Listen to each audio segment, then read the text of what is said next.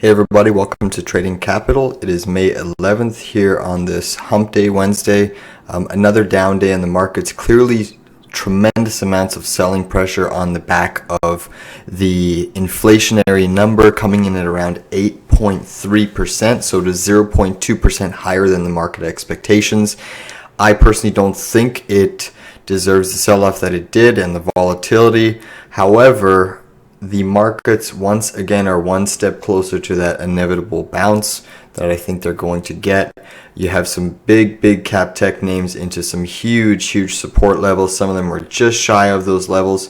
But looking at the S&P 500 here, you can see on the daily chart we have pierced this channel, and now we're coming into these key areas here. You had this gap fill which you sliced through, and you have this secondary gap as well which you almost filled today, so it's very likely that you could jump down there tomorrow and then potentially put in your low.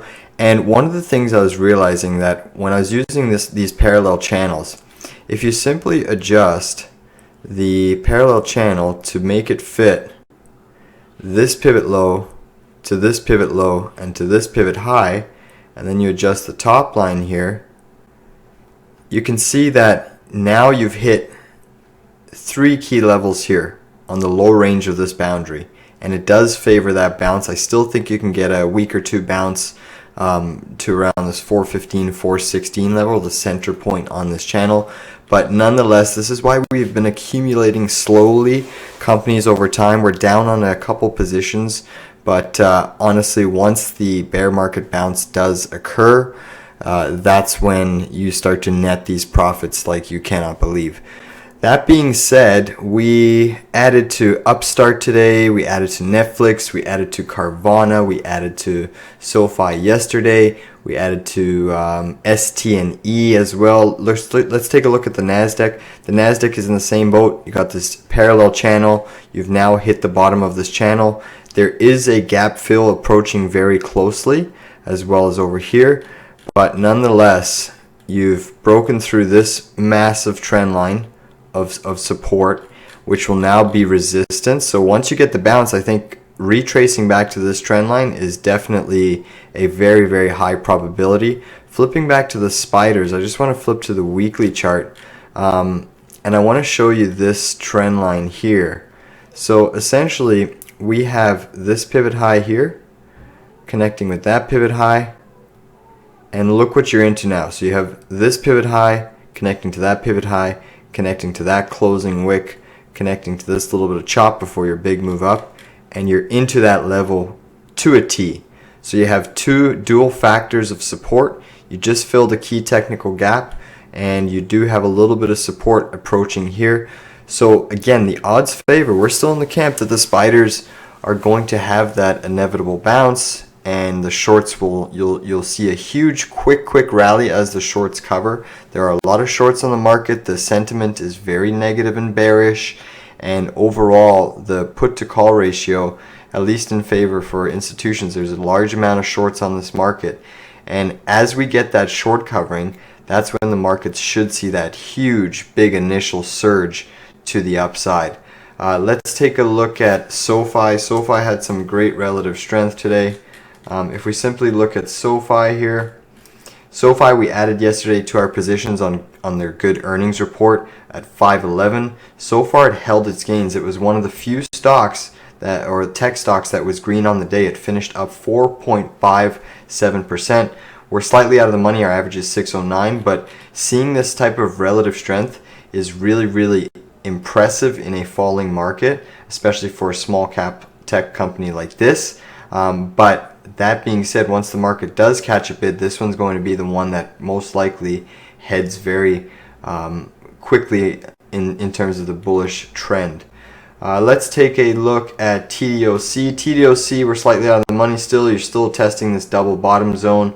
If we flip to the monthly chart on TDOC and do a little bit of longer term analysis, you can see this is what a bubble looks like. And it's very similar to, say, that Luna crypto coin, but nonetheless, this is a company, not a crypto coin. Look at this high all the way over here. You smash through your COVID level like no tomorrow, and now you're at the original IPO level. So in my opinion, this is very, very attractive. I think, you know, simply accumulating a position for a bounce here, you're on a time count, it's a monthly time count, so that holds extra weight. So you're on a 1, 2, 3, 4, 5, 6, 7 monthly time count with very little rest and consolidation in between. So I do think that TDOC, once it has its bounce, it could easily come up to here, potentially fill this gap if the markets push up a lot higher than we think. Let's take a look at Upstart, UPST. UPST again had its bear flag breakdown on earnings. Let's just flip down here to the daily. And I got a bunch of... So UPST, good to see that it has come off the lows. There are many stocks that did not close off of the lows or a lot closer to the lows. So UPST, it's good that we added to our position around 27.30. I was considering adding down here. I probably should have in hindsight, but nonetheless, you kind of take what you can get in this market. Our average is 30.95. We could see this rally all the way and turn us positive on the trade in one trading session. You are extremely beaten down on UPST. If you notice, even all the stocks, you know, whether it's a company, a crypto coin, all of them are resembling these similar chart patterns. These massive moves up. Let's just flip to the weekly. These massive moves up here, not too long ago, only about 6, 7, 8 months ago. And now look where you are, trading at the lows of the chart. So completely oversold in my opinion, especially on the gap down on earnings. And we'll just have to wait and accumulate. Again, these beaten down names will have a mean reversion. It's very easy to get lost in the sentiment, the bearish sentiment, when the market's day after day after day. You're basically getting nowhere but closing lower. That's very tough on an investor and trader's psyche. So you have to be able to check that at the door. There's extreme volatility. You have to understand we're living in the most extreme volatility investment climate that we have ever experienced in the stock market history. So the things that we are experiencing today is that of the Great Depression in terms of the volatility aspect, the rate of volatility, how fast reversals are occurring, how fast rips are occurring, how fast sells are occurring. So there's just a plethora of experience that we're gaining from this economic declining cycle, which is surprising a lot of people. And ultimately, I do think things go lower, but we should have that technical bounce in the near term. Let's take a look at Bitcoin. Bitcoin is smashing through resistance level after resistance level. We clearly did not hold the... Just flip to the daily. We'll just take my other chart. That's my... There we go. BTC. So looking at BTC here, actually this is not the right Bitcoin chart. I'm going to do, we'll do the Bitcoin on here. There we go. So we have been accumulating a little more Bitcoin. Our position is getting a fair size in our crypto portfolio. Right now our average on Bitcoin is sitting at 30,293, so I can actually adjust this line a little bit, call it there. And you can see that you're into this major support zone down here. All of these pivots down here, that was the line in the sand that you did not want to break. Now you had not confirmed below that, so there often is a pierce of that major level which triggers stops that are closely tight there. And knowing the confirmation signal is key, because now it looks like you're getting a small little bounce off of that low, and it will. I am in the camp that Bitcoin does see a bounce. We are certainly due for it. We've had a tremendous sell-off. You've had some liquidity issues across the whole crypto space that has recently occurred, but I think that is slowly being sorted out and the worst is behind us for now. But I am in the camp that crypto sees a bounce. That's why I've been accumulating. We're almost in the money on our position. If we jump into the live intraday action here on the 10-minute chart, see we're just slightly out of the money. Honestly, where do I think we get our retrace to is I'm going to readjust this pink line now, and I'm going to say that pivot there and potentially resistance at this pivot here. So let's just change that color. There we go. So that would be a pretty substantial move. You know, it would be an easy, well, a nice 9% at the first level, 12% at the second level, and that'll be a healthy gain for our crypto portfolio. That being said, Luna, obviously it got trounced, demolished, clear, basically attack on the ecosystem on Luna, and it's really incredible to witness this type of collapse in crypto. Now that being said, once Luna's peg, I think, reverts back to normal, which is the UST, then it stands to suggest that this could potentially start to lift Luna's price again. When this price decreases, it prints more Luna. It obviously increases it's inflationary when the UST falls. It basically orders the Luna protocol to inflate the Luna supply and create more Luna as the UST price is falling. So as the UST price rises, it burns Luna, so then it's deflationary. So I think once we get back to the peg, you could see, or if we ever get back to the peg, there's a lot of fighting going on with BlackRoll, Citadel, rumors in the industry, but I certainly do think you get back to that peg. And once you do, and it looks like you've got 2 hours left to put in a potential bottoming tail in the chart, which would be a pretty substantial reversal from the lows and very impressive. So we'll just have to sit through our Luna trade. We did pick up a little more at the lows, but nonetheless, this is certainly a high risk trade. Let's just flip to the correct chart here. Luna. So Luna right now is trading at $1.12. You know, this is a pretty substantial move off the lows. I was able to catch a little bit of this move in a day trade earlier. I could not execute the swing trade alert fast enough for everybody to take advantage of it. But there's plenty of opportunity now for Luna.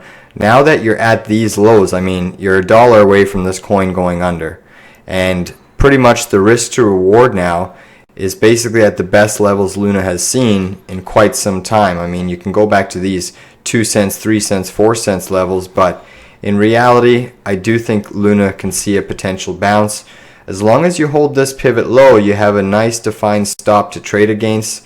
Obviously, any type of move up or down is substantial in terms of percentage move, so it is still very volatile at these levels. But I think it's worth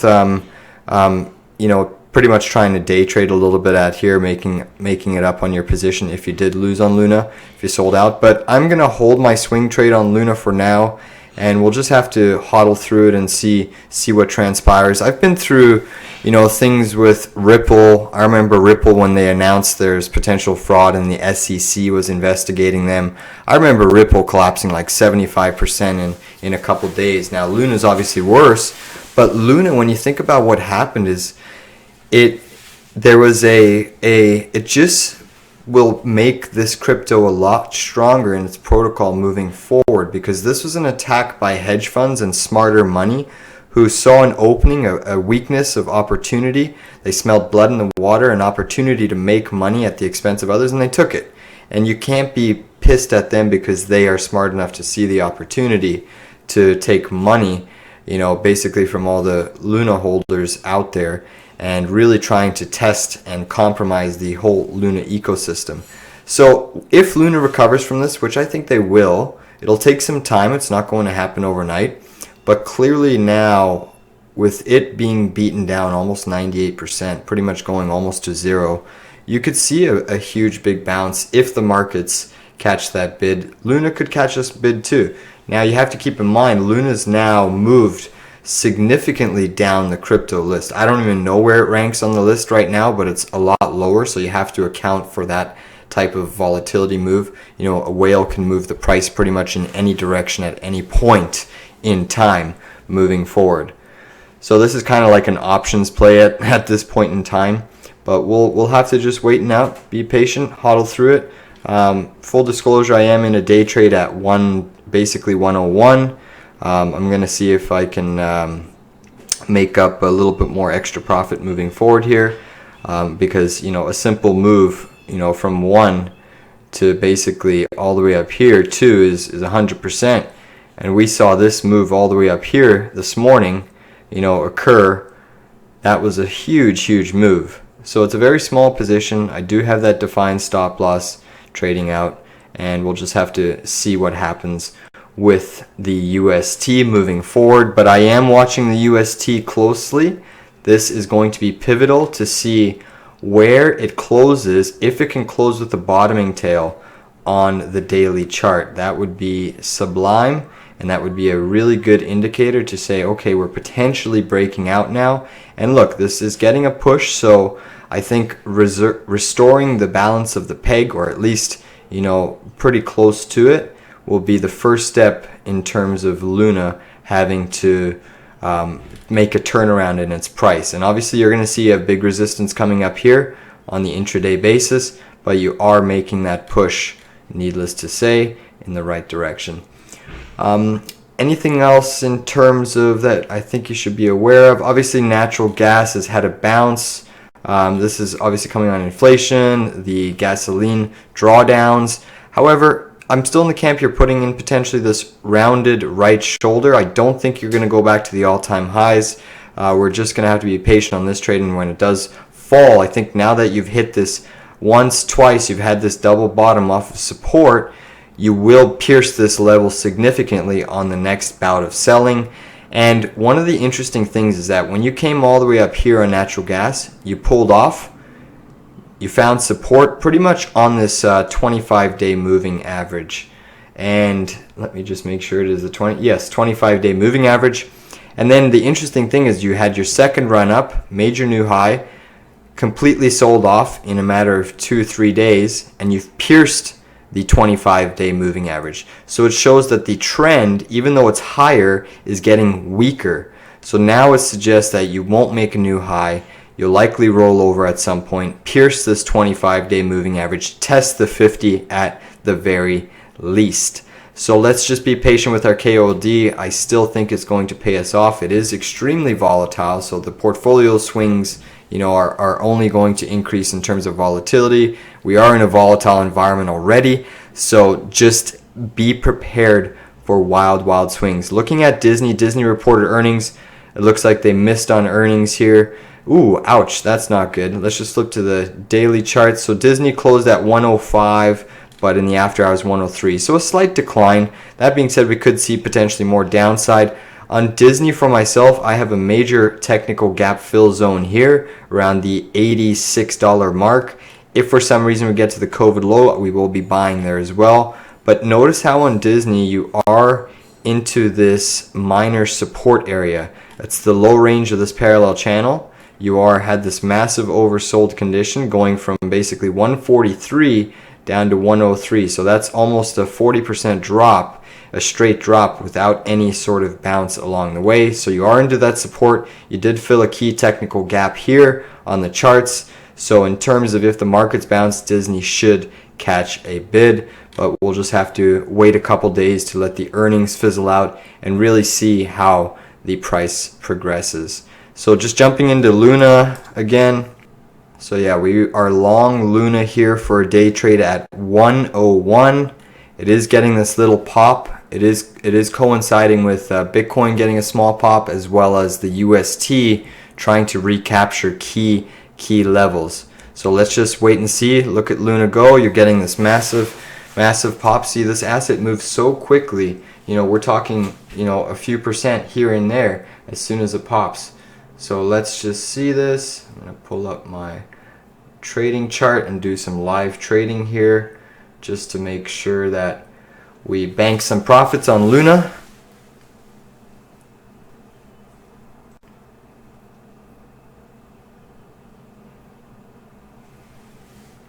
So Luna slowly rising here. It's slowly rising. And it's corresponding with a big move in the UST. The UST has almost got that bottoming tail, about 2 hours left on the charts. It'll be very interesting to see what happens. It could get a huge boost here, Luna. If that recaptures that peg today, that would be impressive, and the attack could be over. There's certainly a lot of reward in terms of the upside if these crypto markets get a bounce.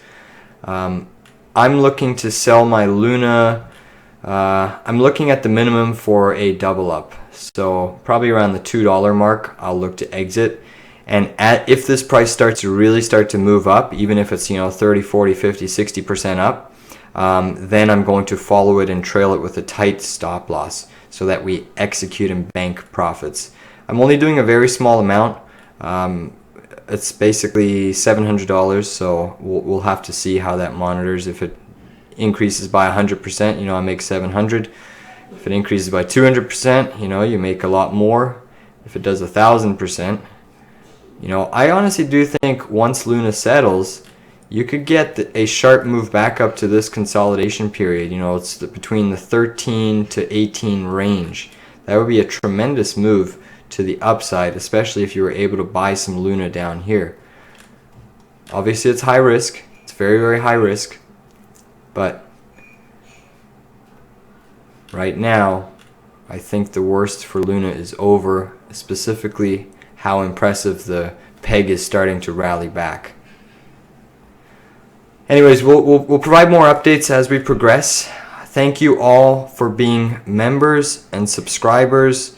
Stay tuned. Tomorrow we have the PPI, so the producer price index. The inflation on the producer side will be a big factor, key factor and leading indicator in terms of if the markets can bounce. We did get a surprise on inflation, even though it was a reduction from the high of inflation.